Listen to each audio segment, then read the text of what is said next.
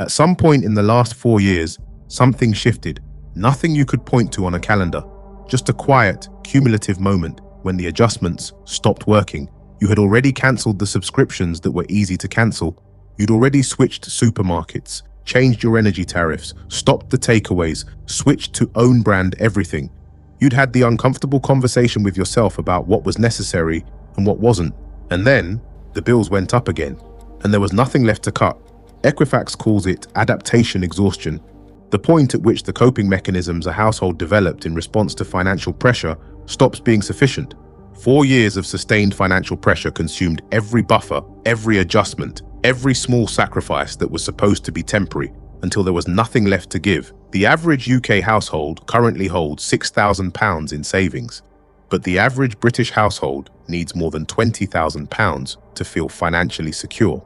The gap between those numbers is the distance between where people are and where they need to be. This video is about what happens to people, to their decisions, their mental health, and their financial futures when the coping runs out.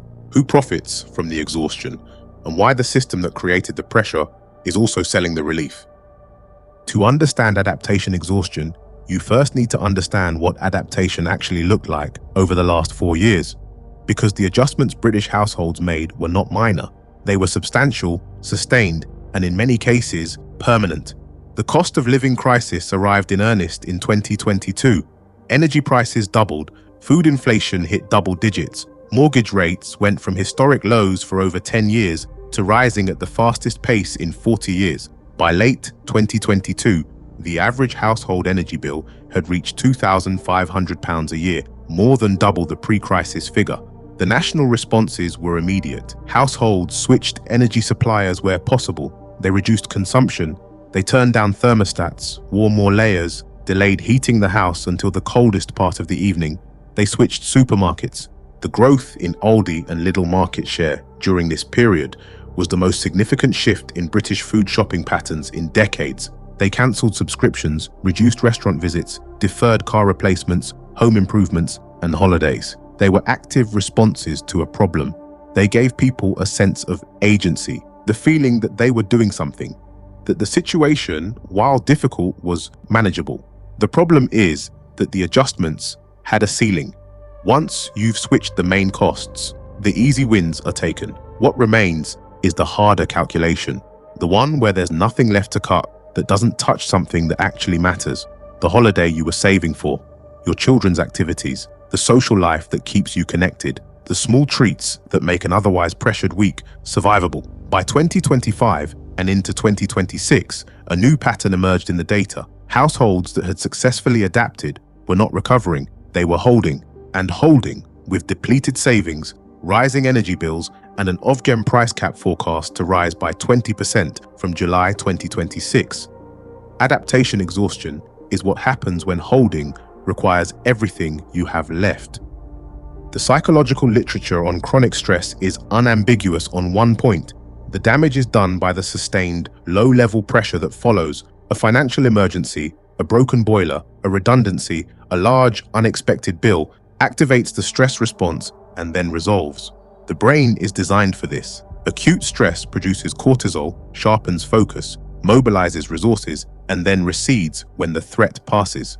In their book Scarcity, Sendil Mullainathan and Eldar Shafir documented what they call the bandwidth tax, the cognitive cost of operating under conditions of financial scarcity.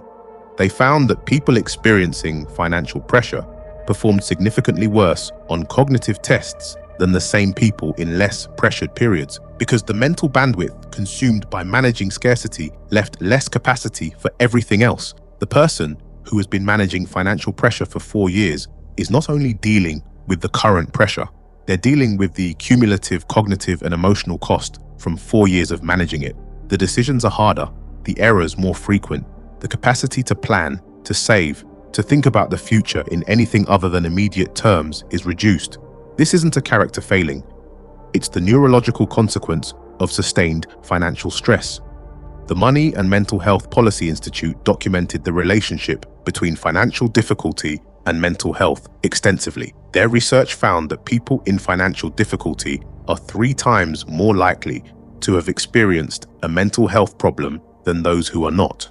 Critically, their research also found that the relationship runs in both directions. Financial pressure causes psychological distress, and psychological distress makes financial management harder, leading to worse financial decisions, which increase pressure. The cycle is self-reinforcing, and the longer it runs, the harder it becomes to break. Adaptation exhaustion sits at the inflection point of this cycle.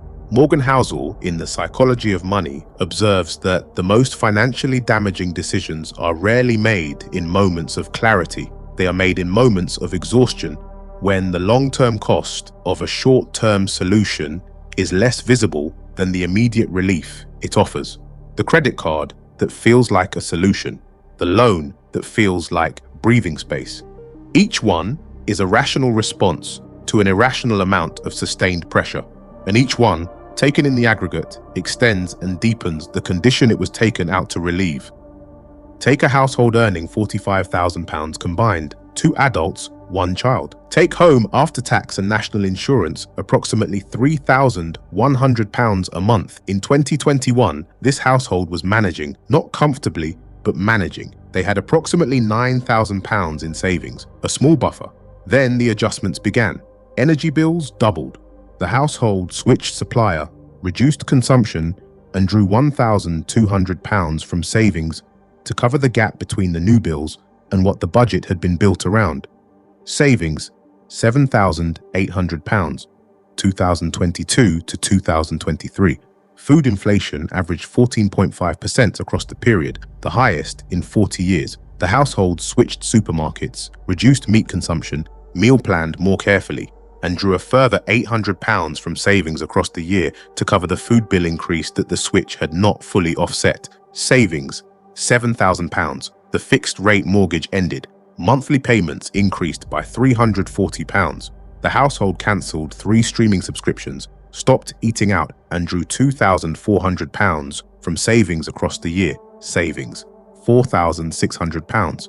The car needed a repair that cost £1,100. The savings covered it. Savings, £3,500. Energy bills rose again. The household had nothing left to cut. They drew a further £900 from savings across the year. Savings, £2,600. The off-gem price cap is forecast to rise by 20% from July. The average dual fuel bill will reach approximately £1,862. The household currently holds £2,600 in savings. The buffer that was £9,000 in 2021 is now insufficient to absorb a single moderate financial shock. They have done nothing wrong. They made every rational adjustment available to them. They are, by the Equifax measure, below the average British household in savings, and they are £17,400 below what the average British household says it would need to feel financially secure. Now look at the cost of the exhaustion itself. Decision fatigue under sustained financial pressure produces measurable financial errors.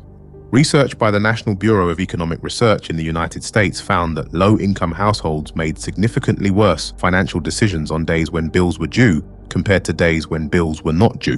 The cognitive load of managing scarcity directly impaired the quality of financial choices in the immediate term. The British equivalent is the household that takes out a high-interest loan to cover a shortfall that a £500 savings buffer would have absorbed.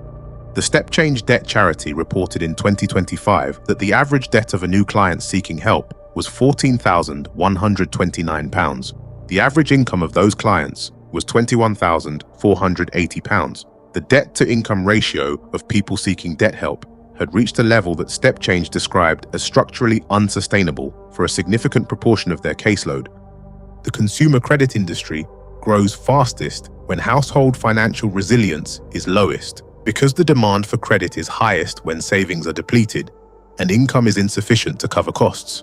The household that held £9,000 in savings in 2021 did not need a loan when the boiler broke.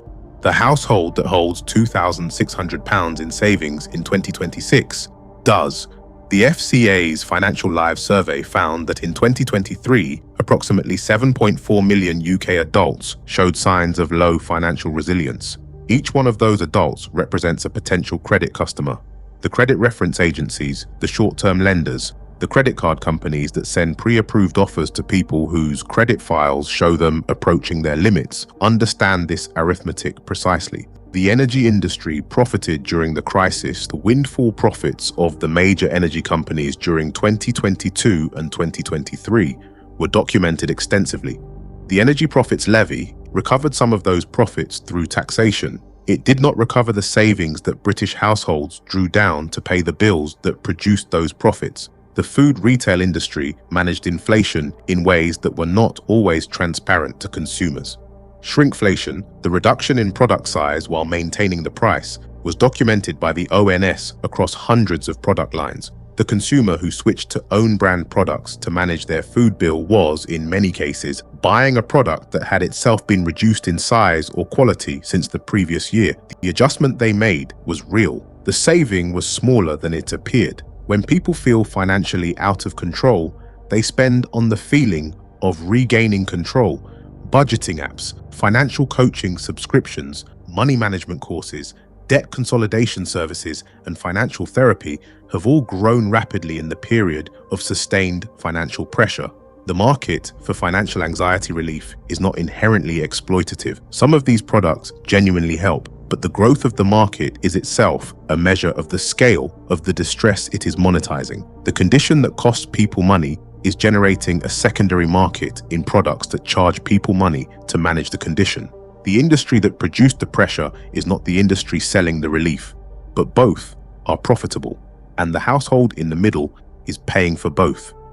The gap between £6,000 and £20,000 is not laziness. It is the distance that 4 years of doing everything right on an income that did not keep pace with the costs it was supposed to cover has left between where people are and where they need to be to feel safe. The system does not pause to let that gap close. The bills do not wait. The energy price cap does not hold. The credit offer arrives in the inbox on the same day as the direct debit fails. What adaptation exhaustion asks of the people experiencing it is not more discipline. It is not another adjustment. It is the one thing the last 4 years have made hardest to find. A reason to believe the pressure will not simply continue indefinitely.